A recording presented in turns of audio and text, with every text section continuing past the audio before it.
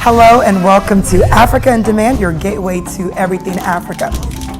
I always like to make sure that people know that our guests are also credible people that are speaking to something that they've not only studied but also experiences you've been to. So. Most of the discord comes from just a misunderstanding. Don't give excuse to things that you are supposed to be doing. The truth is really finally starting to come out. Africa in Demand, your gateway to everything Africa.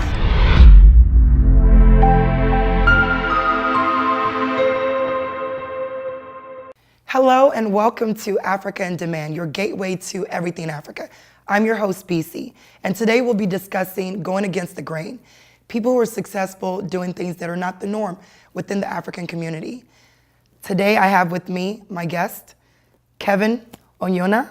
He is the owner and founder of Swahili Village, the top-rated African restaurant within the metropolitan area. I also have Feyisola, who is the owner and founder of Statuesque events, servicing everyone from New York to the Virginia area. And of course, Jane Mannix of Jane Mannix Makeup, who also does everything from the celebrities to even myself today. Thank you guys for joining us. Thank you. So, one of the things that I really find that's great is that you guys all have trades that you studied prior to pursuing, whether it's your passion or something that's not considered to be a doctor, a lawyer, or pharmacist, and you're successful at it. So let me start with you, Kevin. Tell us a little bit about your restaurant and your passion to, start your business. Thank you for having me, BC. Swahili Village is a concept that was created out of love for cooking. I trained in my professional life to be a priest. I studied theology, philosophy, and psychology in school, intending to be a Catholic priest to serve in that order. But I think there was something much more deeper in me. And finally I found my calling in the culinary art. I didn't train to be a chef. I had to train myself inside my restaurant to be a chef. So we started this journey 10 years ago in a small location, not far away from the new location right now. And it was out of need. I would usually go around trying to find a nice African restaurant to enjoy, to take my family to. And for the most part, it was so difficult to find a clean, nice, set African restaurant that was professionally run. And so I said, look, I think there's an opportunity here. And we set about realizing that dream. Yeah, well, I've had the pleasure to frequent your location. I have to say that if you didn't study it, well, you mastered it in the restaurant because the food is exquisite. So now, where exactly are you guys located in the metropolitan area? We are located in Beltsville area, on Route 1, along the College Park region. Okay. Yeah, the address is actually 10800 Rhode Island Avenue, Beltsville, Maryland. Wonderful. And what would you say for you was that moment when you said, you know what, I know this isn't what I went to school for, but I just know that this is what I really want to be doing? Well, BC, I always knew that I had a gift to cook because, I entertained a lot in my house, and whenever I called guests over, friends over, they would be, very intrigued the way I took food and turned it around and made it really flavorful. And so for most part, I would joke with them and tell them, look, eat it for free now because you're going to pay a lot of money for it later on. And it's true, most of them still come and remind me that now we have to pay so much for this food that we used to get for free. But, well, at least you have them still supporting you, so that's really good. Now, Faye, tell us a little bit about your event planning company. I know I followed you for some time, and I know you're an engineer by trade. So talk to us about your shift and how you decided to make that transition. Yeah, so for me, I actually did study computer engineering at the University of Pennsylvania, and I was really excited. Even though I graduated, I had a really rough year, I got a job in IT consulting, which I loved. It was my dream job. But immediately after graduating, I enrolled in a pageant, and as part of that, I did a service fundraiser, and it was my first time planning an event on my own. I'd done a lot in school, but it was my first time planning one on my own. As soon as it was over, I was a little bit upset that I didn't have something else to plan for. And Yeah, I started looking for different jobs. I didn't really know what was going on the inside of me, but I've always had a lot of friends who are much older, and eventually they said, if money wasn't an issue, what would you be doing? And I said, wedding planning, but I know no one's going to pay me. Like, people always want these, always want to pay like $1,000 for a wedding planner. And I was really encouraged to learn more. So I enrolled at New York University, learned, complete a certification, and I just started doing events within the African community. I started a few for free, then started charging $500, and I asked them, put my logo on everything. Put it on your backdrop, put it in your program, put it on everything. That's the agreement. And over time, people started learning more about what I did, and I've really grown to love it. It's a very tough industry, but for some reason, I still love it, and awesome. I'm really excited about doing it. Well, what's really good is that you guys are very successful. And, for those of you that are looking at the show, Jane Mannix actually did my face today. And this isn't the first time we've worked together. I actually met you back when I had my birthday party, and she did my makeup, and you were fantastic. And I know you do a lot of faces, but, in case you guys want to know, tell us a little bit about your work. Apparently, I've always loved makeup as a young girl. Like, when I was younger, I always put on the liners and all of that, and so I always had a passion for makeup. But I did study finance and business management. But after a while, I didn't feel complete. Like, I was like, what should I do? Like, after my master's, I'm like, what should I do? Like, I need something to. So I decided to go to a makeup school in London School of Beauty and Makeup, and that's how I started. And then when I finished, I started practicing on my friends, and like when we have these parties to go to, I just call a couple of girls out and do their makeup for free. We all go to the parties and all of that. That's how I started. And then I started from London. I moved to Nigeria for a while, but wasn't doing it for me. Like, so I moved back to London, and then I got married and moved here. Yeah. So I started doing makeup here. Well, that's great. So we're going to take a quick break, and when we come back, we're going to actually discuss a little bit more about going against the grain part. We'll be right back.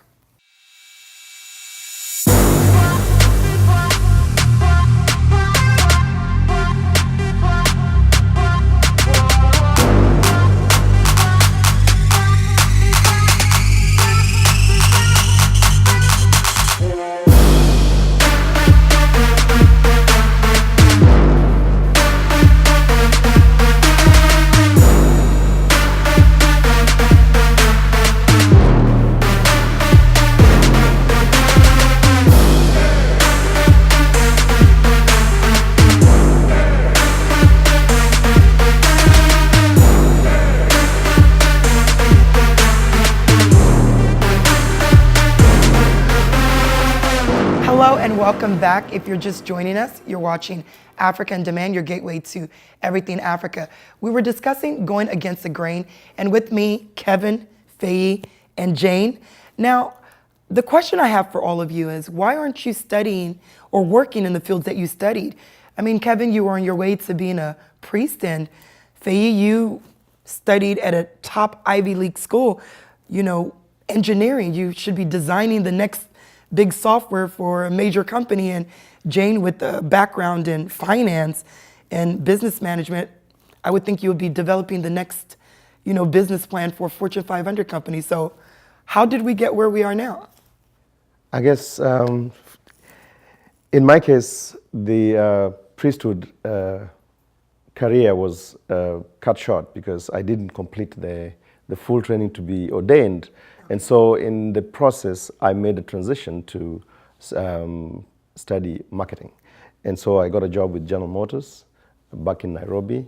And through that process, I came here to visit my girlfriend back then, who's now my wife.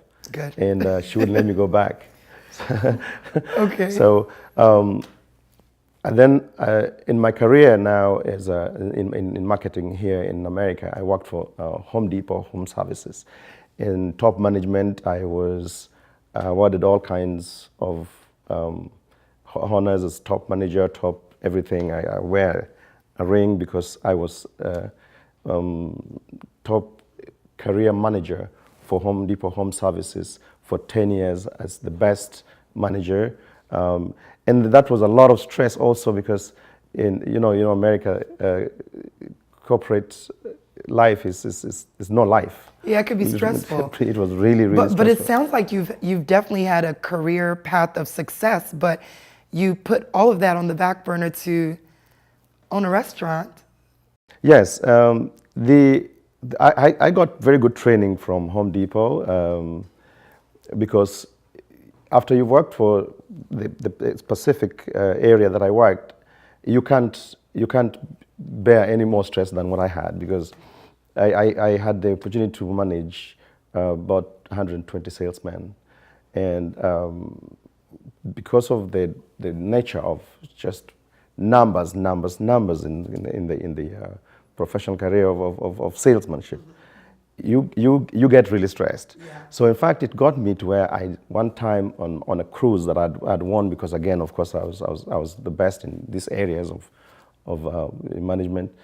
I decided when I come back, I am not going to work for this company. You weren't That's going it. to. I was done. Now, Faye, with you, you know, that transition, I mean, you studied at an Ivy League school. You got a degree. You came out making really good money, and you said, you know what, that's... Yeah, for me, that was Not the it. biggest part of the struggle, was the money. Because I'd seen wedding planners and I'd seen what they did, and I've seen the way that people talk about wedding planners, particularly, to be honest, in our community, where it's like, oh, I'll just get someone for $1,000, you know, and you see how hard they work, and how much of a challenge it is, because managing people is always hard. And so for me, you know, immediately after college, I did have a pretty good salary. Generally speaking, when you study engineering, you have a pretty good salary, even just starting out. It was really hard for me to get to that place, but going to NYU really taught me that you can make money if you're good, but it's going to take a while. And over time, I've learned that that's generally true of business in general. Yeah. You know, you don't just walk into a business and just start making lots of money. You have to work at it, and you have to be really passionate about it. Also, I was good at computer engineering. I was good in my job in IT consulting, but I never felt that just because you're good at something means that you have to stay there. You know, I think that you can want more for your life, and for me, I wanted more. And, you know, being an event planner has allowed me to explore more than even event planning. Owning my own company, I've learned a lot about marketing. I've learned a lot about customer service, etc. So that's something I wanted to explore. That's very interesting. So not only did you go to NYU, but you then after that went and studied at, well, you started, at Penn with an engineering degree, but then you went to NYU to study event planning. Right. So you got 2 degrees to get to where you are now in pursuing your passion. Sort of, yeah. So I did study at their School of Continuing Professional Studies. I basically went there at night after work, and, you know, took courses until I finished. And this is while working in your professional career. Now, let me ask you all this, and, you know, you guys can all speak to this. Coming from our community where there's the expectation to, you know, either be a doctor, a lawyer, a nurse, or like yourself, an engineer, what would you say, Jane, for you was the hardest part of transitioning from your, you know, field of study as a finance person to now becoming a makeup artist and owning your own business? For me, like, finance wasn't really my passion, because I remember when I said to my dad, when I wanted to go to the university, I said, I wanted to become an actress. It's like, what?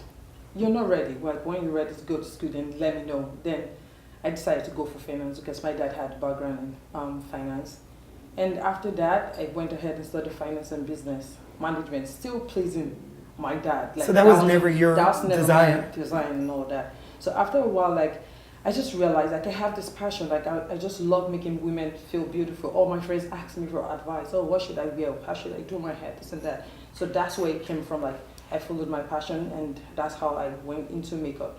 I didn't tell my dad about it. Yeah, because I was going to ask, was that easy for you, or? I didn't tell him for a while because I already had experience back then when he said, "Oh, you're not serious. Like, you're not ready to go." So I paid my fees by myself. After my master's, I decided to pay my fees, and I went to London School of Beauty and Makeup. And after that, I did it for a while, and I was just doing it behind the scenes and doing it for a while. And then recently, he came to visit. Then I think he started seeing my work on social media, and recently he came to visit me, and then he brought me brushes. That was very exciting. Oh, wow. Like, so now it's like that's the approval. He approval. really walked into Bobby Brown and got me brushes. I was like, okay, this is an approval. And that made me excited because he has accepted what I wanted to do. But it wasn't really hard for me to transition because I had friends who supported me, and women, like, I have a lot of women and friends. I have a lot of friends.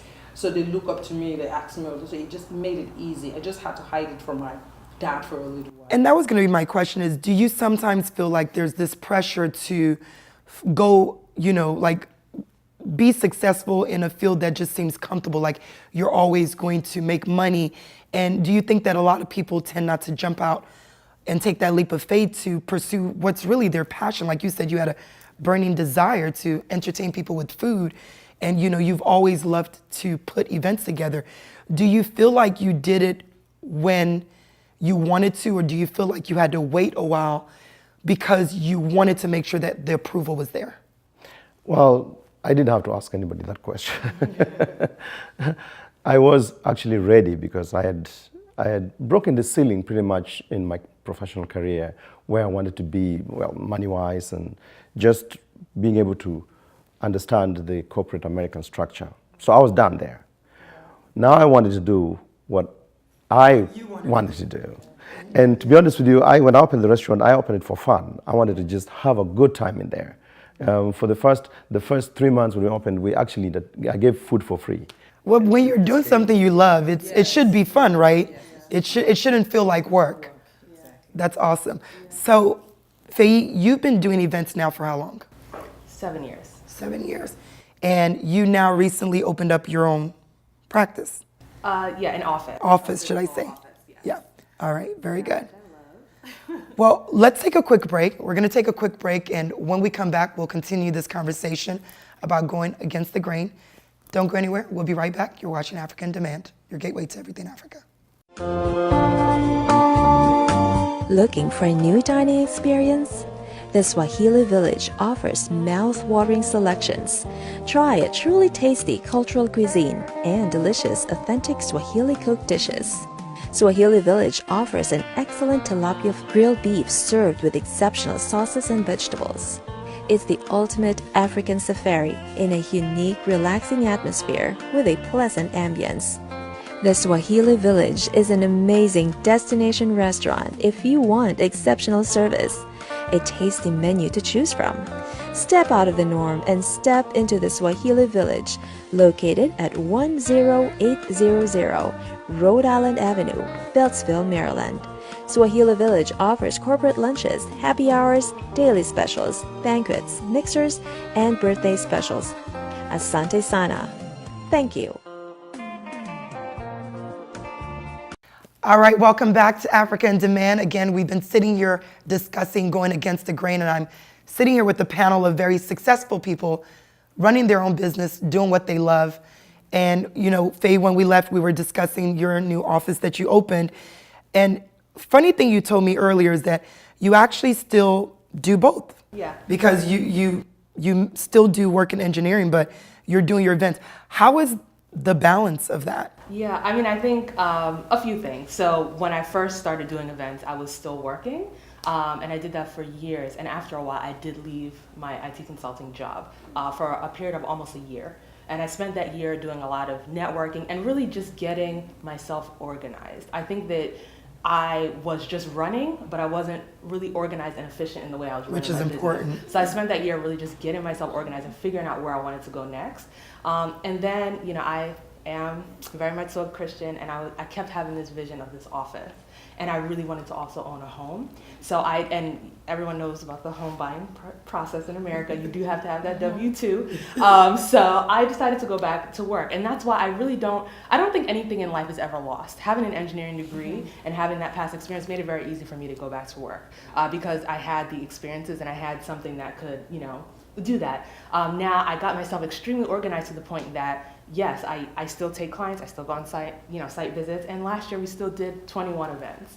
And we were able to balance it, and I still went on vacation a couple of times, and I am very involved in my ministry, so I still have a life outside of that. I really think it has a lot to do with being organized. I was going to say, it sounds like balance is the My key. life is in Google Calendar, okay, so I know what I'm doing every minute of the day. That's great. And Jane, for you, I know one of the things you had mentioned is that you're looking to broaden what you do. And you've been doing makeup now for how long? 7 years old. 7 years. And you started, tell us about how I know you said you started by going to school to get it, but how did you build your book of business to get to where you are now? Well, it was really difficult because, like we all know, makeup artists are all over the place. Like it's a saturated market, but I always say that the sky is big enough for all of us to fly. So, and the most important thing was me being true to myself and being unique to my own style. So I started off in London, and like what with my experience, I noticed the makeup in London is really different from the makeup we do here in America. In America, people would like it a little bit louder, and so that also was also a challenge for me. I started in London and I had a few clients, and then I said, oh, why don't I move to Nigeria and start like focus on bridal makeup, because we Nigerians love elaborate weddings, and then I think I'll make a lot of money there. Then I went, Nigeria wasn't cutting it off for me, so I need to go back to London. I went back to London, ended up getting married, got here, and then I started here. So being here was really challenging for me, but I had to work with a few other makeup artists, like when they had shows, I'll take shows for free, like, and as long as they promote me and all of that. And then So it sounds like everybody ultimately had to put in their, you have to put in your dues. You have to pay the price, exactly. You have to like put in your dues to actually get there. And then I just did a little bit of networking and all of that.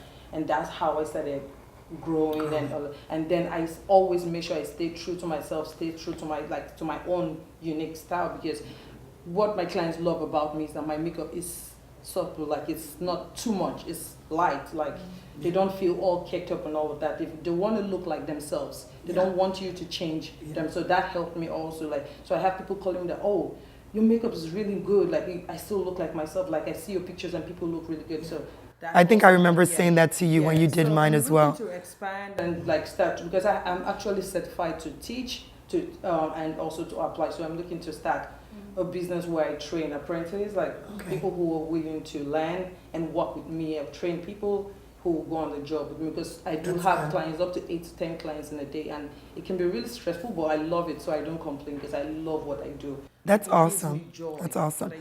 I think one of the things that, you know, a lot of people need to know is, you know, all of you guys have said that you started, you were giving away food. Where was I when you were doing that? I should have been around. But I think it's awesome to know that you guys started somewhere and built up to here. What advice would you give to other people who maybe are concerned about stepping out and going against the grain, if you will, and not necessarily conforming to maybe pleasing someone else or their family, or feeling the pressure to not pursue a passion that is not necessarily along those other career paths? How would you encourage them to start? I would say for me, you have to be clear on who you are and what you're willing to give up. I mean, for me, similarly, one thing I didn't mention before is that, believe it or not, I make the same amount right now in my business as I do in my job. It's not a side hustle, it's my business. So, but that said, you have to know what you're willing to give up. I was willing to give up late nights of working on my business. I was willing to give up some of my vacation time at work to work on my business. If you are not willing to do that, then maybe it is the right choice for you to just jump, you know, quit everything and focus on your business. But that means you may give up, you know, having that extra cash to travel and having extra cash to pay rent. You may need to live with your parents. And you need that to fund the business. So, I mean, you need income coming in. Your parents. You need to figure out for yourself what you're willing to give up to get what you want, because it's going to take time, and you're the one who has to live with it. I should add to that. I would say never be afraid, because that was my own. Like, never be afraid to be who you are. Never be afraid to reach out. Never be afraid to reach out for what you want, because sometimes, like, you can get discouraged. Like, oh, everyone is doing it. Am I good enough? Like, you know, you question yourself. So never ever be afraid. Be unique.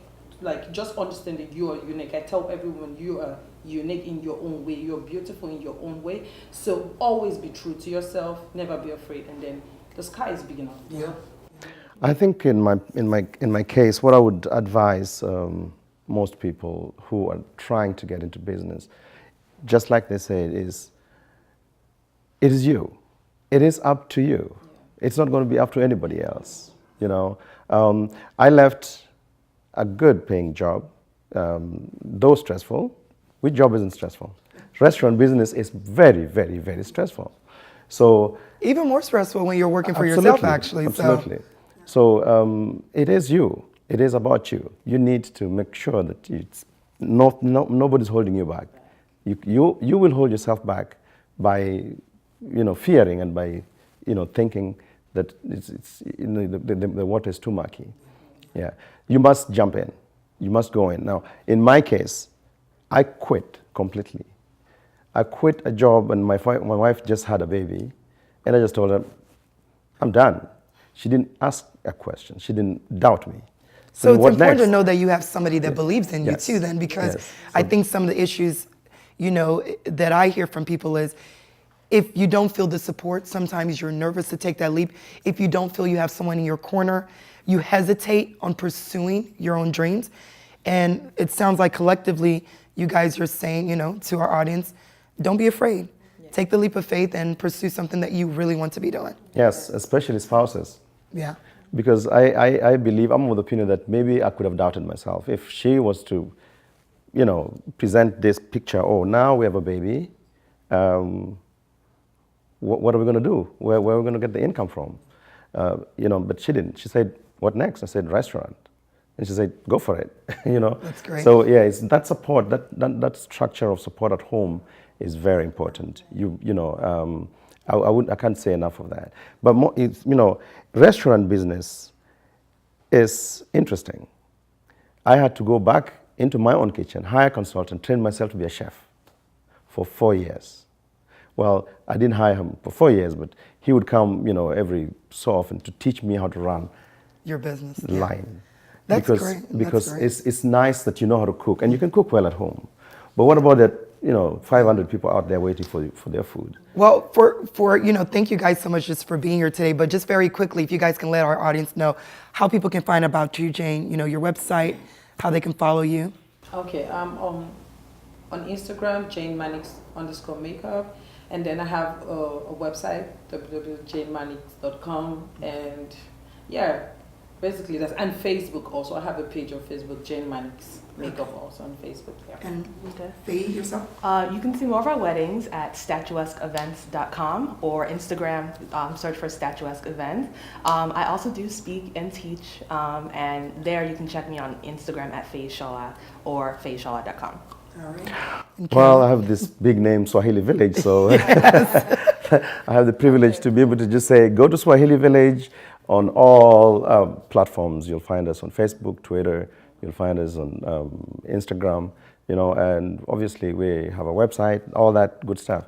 But we also encourage, young men and women who may be in doubt, please, the best thing you can do yourself is to work for yourself. Yes, we just finished a very good year last year on an African restaurant. I think we were rated the best African restaurant in the Midwest and the entire East Coast. We're waiting for somebody to challenge us on the West Coast, and we haven't had that yet. And we're now in the process of building a restaurant in downtown DC on H Street. Oh wow, that's great. It's H and 13th Street, 1301 H Street is going to be our new location. There, we're going to showcase the best of Africa. I think we believe that it's going to be one of the best restaurants in DC ever, period. So I'm just so happy that you guys invited me to the show. Well, thank you. No, thank you all for being here today. Thank you guys, and thank you guys for watching. Absolutely, you'll see the links for all of their contacts. So please make sure you support our guests today. And again, thanks for joining us on Africa in Demand, your gateway to everything Africa. We'll see you next time.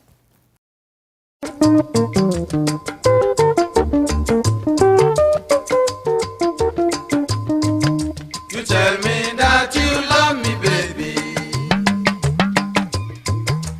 Why you say you don't?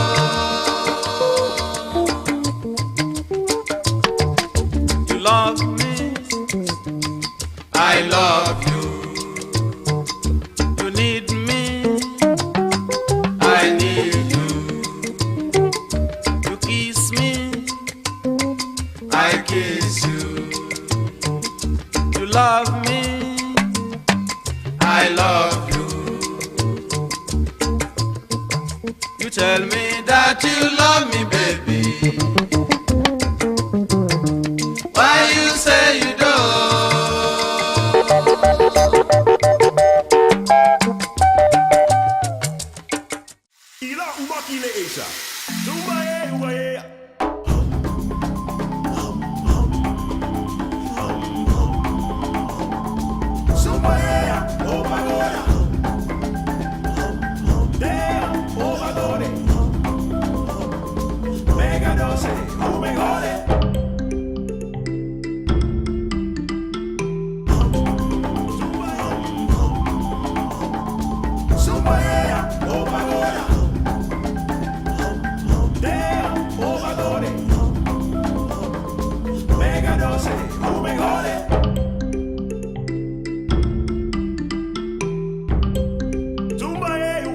yeah.